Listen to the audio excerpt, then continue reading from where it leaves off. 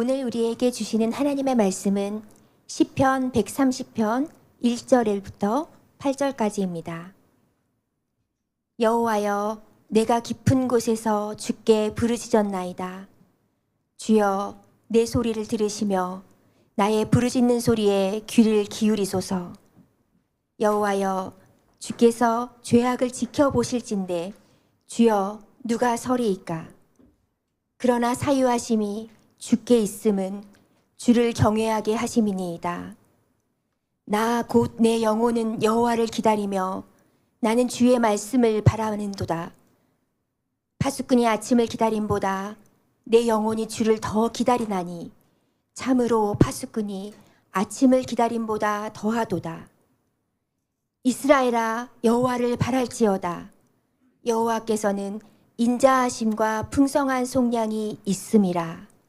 그가 이스라엘을 그의 모든 죄악에서 속량하시리로다. 아멘.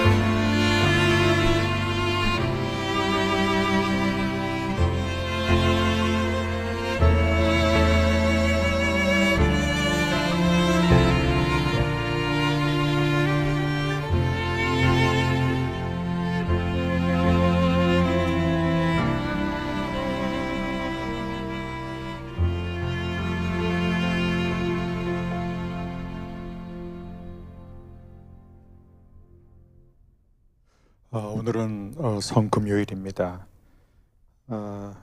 성금요 예배, 우리 현장에 함께 예배하는 모든 성도님들, 또 온라인으로 함께하는 우리 모든 흩어져 있는 성도님들에게 다시 한번 고난 속에서 드리신 예수님의 그 기도가 우리의 기도가 되는 축복이 있기를 바랍니다. 우리는 이번 주 내내 예수님이 극심한 고난 속에 있을 때 드렸던 기도들을 배우고 있습니다. 예수님이 평소에 얼마나 시편의 말씀들을 사랑하셨고 깊이 묵상하셨는지 우리는 알 수 있습니다. 힘들 때, 위기의 순간에 우리 안에 있는 게 나오는 거잖아요. 그 시편 안에 있었던 그 수많은 기도들이 우리 예수님을 통해 계속해서 터져 나온 것을 우리는 보게 됩니다. 오늘 이 시편 130편 우리가 함께 보게 될 이 시편, 좀 짧은 시편인데 우리는 세 가지를 볼 거예요. 첫 번째, 깊은 절망 속에서의 부르짖음, 그 다음에 두 번째는 죄에 대한 통회, 그리고 세 번째는 하나님의 구원에 대한 소망입니다. 이게 바로 이 시편 130편의 구조예요. 한마디로 이 주제는 뭐냐면 깊은 곳에서 기다리는 자에게 하나님은 은혜를 베푸신다는 것입니다. 그리고 깊은 곳에서 벗어날 수 있는 유일한 길은 우리가 하나님의 자비, 하나님의 은혜를 경험할 수 있는 그 은혜의 깊은 곳으로 내려가는 것이에요. 그럴 때 우리는 모든 깊음 절망에서 건져냄을 받는다고 약속하고 있습니다. 사랑하는 여러분, 우리 모두는 다 바닥을 치는 순간이 있죠. 우리 모두 다 인생의 어떤 시점에서 바닥을 치게 됩니다. 여기가 바닥인 줄 알았더니 아닌 거예요. 더 깊은 바닥을 치게 되고, 그게 젊었을 때만 그런 게 아니라 나이 들어서도 우리는 바닥을 치는 경험을 늘 하게 됩니다. 그게 때로는 누군가로부터 온 어떤 상처 때문에 그럴 수 있어요. 누군가가 나에게 내 아픔을 주는 그런 경우가 있지만, 또 동시에 때로는 그게 내가 저지른 죄 때문에, 내 실패 때문에 오는 경우도 있습니다. 세상은 언제나 실패한 자에게 두 가지 길을 제시해요. 하나는 뭐냐면 나를 작고 초라하고 위축되게 만드는 거예요. 그리고 또 하나는 뭐냐면 아예 절망 속에 주저앉게 해버립니다. 우리가 잘 아는 것처럼 이 두 가지 길 다 회복의 길로 나가는 길이 아니죠. 하지만 이 시편 130편은 우리에게 또 세 번째 길을 보여주고 있습니다. 왜냐하면 이 시편도 절망의 바닥에서 시작하고 있기 때문에 그래요. 1절 말씀이 어떻게 되죠? 여호와여, 내가 깊은 곳에서 주께 부르짖었나이다. 이것은 지금 뭔가 이렇게 부인하는 게 아니에요. 자기 현실을 부정하고 있지 않습니다. 그렇다고 이 사람이 지금 주저앉은 것도 아니에요. 그는 깊은 곳에서 주께 부르짖었다고 말합니다. 즉 이것은 복음 안에서 탄식과 동시에 엄청난 소망을 나타내고 있어요. 그래서 우리가 떨어지는 그 깊은 자리가 끝이 아니라 은혜가 시작되는 곳인 줄 믿습니다.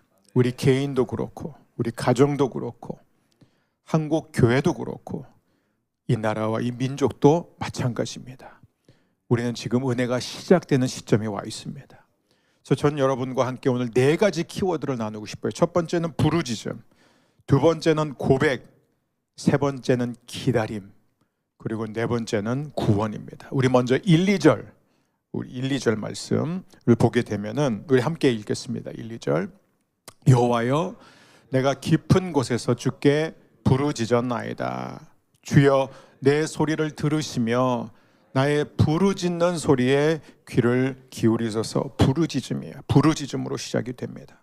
본문은 아무 설명 없이 이 고통의 중심에서 시작됩니다.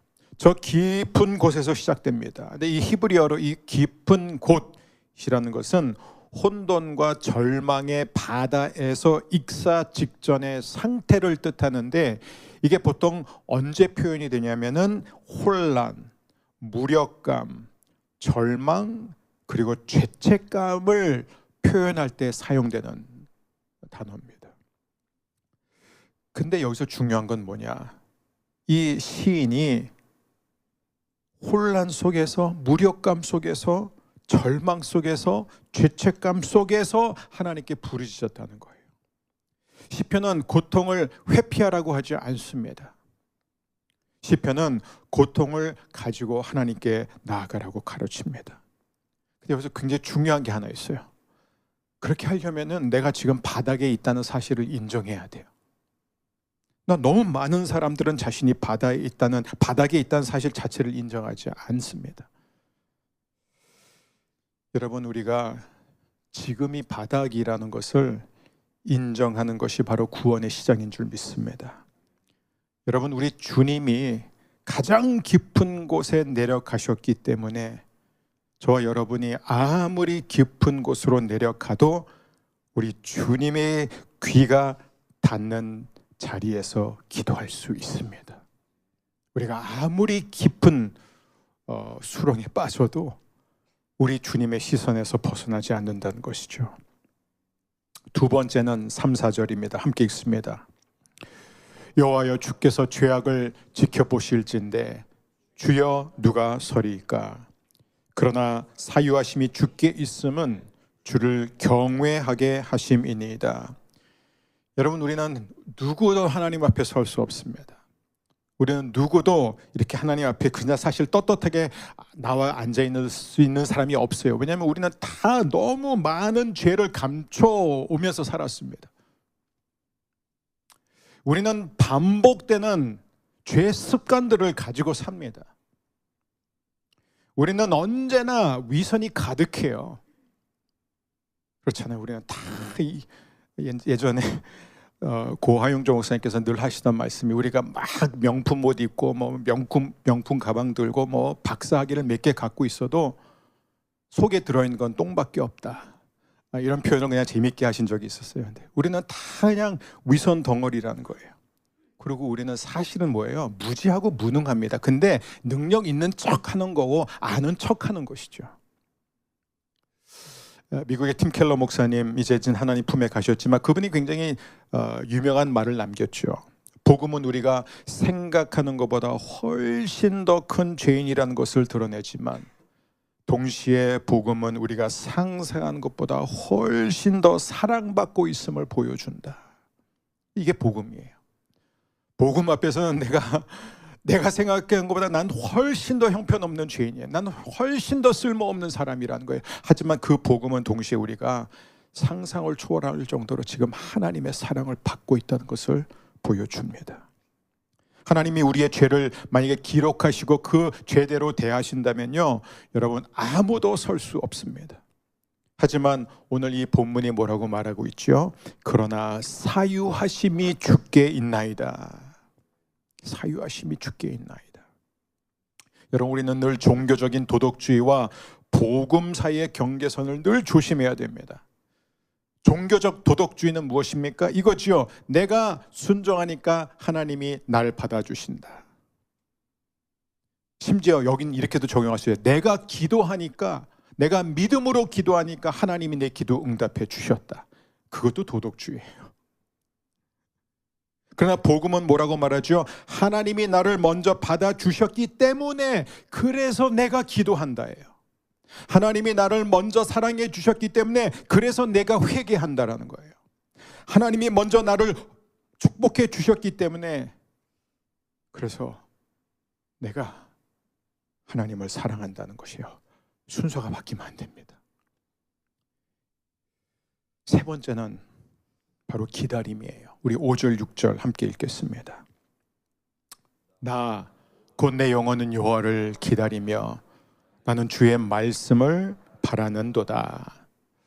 파수꾼의 아침을 기다림보다 내 영혼이 주를 더 기다리라니 참으로 파수꾼이 아침을 기다림보다 더하도다. 나 곧 내 영혼은 여호와를 기다리며 나는 주의 말씀을 바라는도다. 이 시편 기자는 제발 하나님 좀 이 상황이 좀 바뀌었으면 좋겠어요. 현실이 좀 바뀌었으면 좋겠어요. 지금 저를 고통스럽게 하는 이 문제들이, 저를 대적하는 이 많은 사람들이 좀 물러갔으면 좋겠어요. 그것도 원했지만 여기서 정말로 그가 원하는 건 뭔지 아세요? 상황이 바뀌기 전에 먼저 하나님 자신을 기다리고 있었던 거예요. 여러분, 우리에게 그런 믿음이 있습니까? 상황이 나아져야죠. 현실이 바뀌어야죠. 내 병이 나아야죠. 내 마음이 치유돼야죠. 우리 자녀 문제가 해결돼야 되죠. 재정적인 어려움이 해결돼야죠. 하지만 여러분, 그것보다 먼저 중요한 게 뭔지 아세요? 우리가 하나님을 갈망하는 거예요. 여기서 기다림이라는 것은 단순한 시간 보내기가 아니에요. 기다리면 시계를 보면서 기다리는 게 아니라 하나님을 향한 갈망의 자세를 가리키고 있습니다. 여러분 안에, 우리 온라인으로 함께 예배하는 모든 성도님들 안에 오늘도 하나님을 간절히 갈망하는 기다림이 있게 되기를 축복합니다. 시편의 대가인 데렉 킨더는 이렇게 말합니다. 시편 130편의 기다림은 무기력이 아니라 절망 속에서 신실하신 하나님을 향한 흔들림 없는 신뢰 표현이다. 그게 기다리는 거예요. 그리고 옆에 있는 분한테 한 번만 기다리세요. 한 번만 이렇게 기다리세요. 그냥 수동적인 게 아니에요. 이 기다림의 신학 대단합니다. 대표적으로 잘 기다린 사람이 누구예요? 아브라함. 물론 완벽하게 기다리진 않았지만 그래도 잘 기다렸어요. 누가 또 잘 기다렸어요? 요셉도 잘 기다렸어요. 모세 잘 기다렸어요. 잘 기다렸어요. 80년 기다렸으니까. 안 기다린 사람이 누가 있어요? 다윗 엄청 기다렸습니다. 사랑하는 여러분, 기다리는 우리 허브의 성도들 되시기를 축복합니다. 기다리세요. 기다리는 축복이 있기를 바랍니다. 6절, 파수꾼이 아침을 기다림보다, 이건 같이 읽어야 돼요. 여러분 다 외우시잖아요. 파수꾼이 아침을 기다림보다 내 영혼이 주를 더 기다리나니 참으로 파수꾼이 아침을 기다림보다 더하도다. 예, 어둠은 길어요. 어둠 짧지 않습니다. 길지요. 여러분, 밤이 짧게 지나갑니까? 아니요, 길어요. 징글징글하게 길어요. 근데 여러분, 아침은 반드시 옵니다. 제가 고등학교 때 친구 4명하고 외딴 섬에 갔어요. 완전히 외딴 섬에 갔어요. 배를 타고 2시간 가가지고 외딴 섬에 가서 사람도 없는 그곳에서 한 친구랑 같이 겁도 없이 길도 없는 산에 올라갔는데 이게 길을 잃었어요. 길을 잃었는데 해가 이제 막 지고, 그래서 막 너무 무서워가지고 둘이 이제 막 안 무서운 척하면서 물론 내려오다 보니까 죽은 이 짐승, 그러니까 뭐 개였나 뭐였나, 이거 뭔데 파리 떼랑 막 그런 걸 보니까 더 무서운 거예요. 그 파리의 왕가 그 뭐 로드 오브 더 플라이스, 그게 자꾸 생각나면서, 그래서 어떡하지 우리가 어떻게 갈 길이 없었거든요. 그러니까 우리가 무식하게 길 없는 곳으로 간 거예요. 그러다가 결국 방향 감각도 잃고 막 결국 완전히 어두워져서 저희가 그냥 막 헤치고 갔는데 결국에는 어디까지는 낭떠러지에 완전 바닷가에 있는 그 바다 끝까지, 바위가 있는 데까지 갔어요. 여러분, 그때 우리 둘이 찬양을 많이 불렀어요. 같이. 근데 그때 정말 우리한테 유일한 희망이 하나 있었어요. 그게 뭔지 아세요? 해는 반드시 뜬다. 해는 반드시 뜬다. 야, 그거가 있으니까 기다릴 수 있더라고요. 믿음의 해가 언제 들지 모를 때도 해가 뜬다는 사실을 붙드시기를 바랍니다. 예수님은 금요일에 십자가에 죽으시고 토요일 무덤에서 침묵하셨지만 그 기다림은 부활로 이어졌습니다. 예수님의 기다림은 어떤 기다림이에요? 저와 여러분에게 죄사함을 주시기 위한 기다림, 회복을 위한 기다림, 구원을 위한 기다림입니다. 그게 바로 4번째예요. 구원이에요. 구원. 마지막 메시지 구원. 7절 8절 함께 읽겠습니다. 이스라엘아, 여호와를 바랄지어다. 여호와께서는 인자하심과 풍성한 속량이 있음이라. 그가 이스라엘을 그의 모든 죄악에서 속량하시리로다. 아멘. 우린 여기서 모든 사람에게 구원을 주시는 하나님의 능력을 보게 됩니다. 여러분, 지금 이 시인은 개인적으로 고통당하고 있어요. 개인적으로 깊은 곳에 있습니다. 근데 그 절망 속에서, 그 어두운 곳에서 하나님께 부르짖었어요. 근데 부르짖었더니 어떻게 돼요? 개인의 회복이 개인의 회복으로 끝나지 않고 언제나 그런 것처럼 공동체 회복으로 이어집니다. 그게 신앙이에요. 한 개인의 회복이 이 경우 한 민족의 초청으로 전환점이 된다는 거예요. 은혜는 결코 혼자 누리는 게 아니에요. 여러분이 은혜를 받았는데 그 은혜를 혼자 누린다면 여러분은 애당초 은혜를 받은 게 아니라 은혜를 받았다고 착각한 것이죠. 하나님의 은혜가 우리에게 임하면은 그 은혜는 반드시 밖으로 흘러가게 되어 있습니다. 정말로 우리가 하나님의 복음을 받은 사람이라면 내가 그걸 아무리 누르려고 해도 그 복음은 나를 통해서 반드시 흘러나가게 되는 줄 믿습니다. 그거는 바로 이 모든 말씀에 기록된 것이에요. 이 8절은 예수님과 연결되고 있어요. 그가 이스라엘을 그의 모든 죄악에서 속량하시리로다. 예수님이 지금 그 말씀을 이루신 것입니다. 성금요일. 오늘 말씀의 결론입니다. 은혜는 가장 깊은 곳에서 시작됩니다. 저를 따라요. 은혜는 가장 깊은 곳에서 시작된다. 여러분 가운데 지금 혹시 나는 지금 내 인생에서 가장 깊은 곳에 와 있다. 여러분 그런 분 계시다면 여러분 은혜가 시작되는 지점입니다. 시편 130편은 바닥에서 시작해요. 깊은 곳에서 시작합니다. 하지만 여기서의 부르짖음과 여기서의 회개를 통해서 그는 죄사함과 구원으로 나아가게 됩니다. 개인의 회복이 아니라 나라와 민족의 회복으로 가게 됩니다. 생각해 보세요. 죄책감에서 시작을 해요. 하지만은 그 끝은 뭐예요? 공동체의 찬양입니다. 그래서 제가 이렇게 생각했어요. 내가 회개를 잘하면 우리 교회는 하나님을 찬양하도록 회복될 것이다. 이제 그게 맞는 말씀이에요. 우리가 다 그래요. 저도 그렇고 여러분도 그렇고 내가 회개하면, 내가 하나님 앞에 철저히 엎드려지면 우리 가정은 회복될 것입니다. 우리 교회도 회복될 거예요. 여러분 순장님도 계세요? 여러분이 철저하게 회개하면 그 수는 반드시 영적 부흥을 경험하게 되는 거예요. 모든 것은 바닥에서 시작합니다. 여러분 이것은 오늘도 자기 의지와 자기 결단으로 우리 한번 올라가 봅시다 그 얘기가 아닙니다. 누가 깊은 곳에서 자기 힘과 자기 노력으로 올라가요? 못 올라갑니다. 그 이유는 하나님이 그 깊은 곳으로 직접 내려오셨기 때문에 가능한 거예요. 기독교 신앙은 끝없이 올라가는 사다리가 아니에요. 그건 종교예요. 그건 도덕주의입니다. 그러나 기독교 신앙은 은혜의 심연 속으로 날마다 더 깊이 내려가는 길입니다. 그게 바로 예수님의 길이에요. 왜냐하면 하나님의 자유와 긍휼은 우리의 어떤 깊은 죄악보다, 우리의 어떤 실패보다, 수치보다 더 깊기 때문입니다. 우리가 떨어지게 되는 깊은 자리, 저는 저를 포함해서 우리 모두가 다 떨어지지 않기를 바라지만 우리는 다 깊은 자리에 떨어지는 순간들이 옵니다. 그럴 때 기억하세요.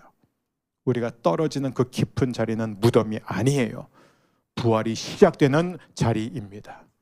오늘은 성금요일입니다. 우리는 십자가 아래서 죄의 무게를 마주해야 합니다. 오늘이 그날이에요.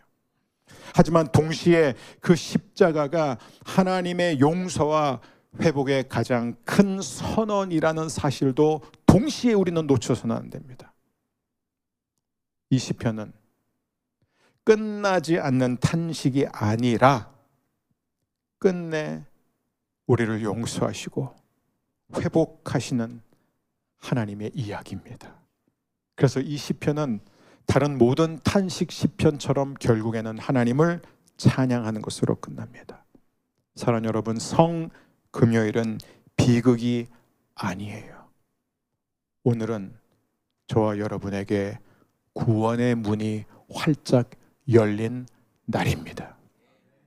이 시간에 우리가 찬양을 함께 부르기 전에 우리 먼저 제가 오늘 우리가 어떻게 적용해야 될지 여러분과 나누고 싶습니다. 여러분, 오늘 하루 우리가 이렇게 세 가지 기도를 했으면 좋겠어요. 주님, 제 깊은 죄의 자리에서도 주님은 여전히 제 기도를 들으시는 줄 믿습니다. 첫 번째. 두 번째, 오늘 제 죄를 정직하게 고백하고, 오늘뿐만 아니라 날마다 제 죄를 정직하게 고백하고 십자가의 용서 위에 제 삶을 세우게 하여 주옵소서. 세 번째, 오늘도 주님을 기다립니다. 부활과 회복의 새벽을 믿음으로 기다립니다. 이 세 가지 기도가 오늘 저와 여러분의 기도가 되기를 바랍니다. 우리 시간에 함께 더 너 예수께 조용히 나가 함께 찬양하며 나가겠습니다.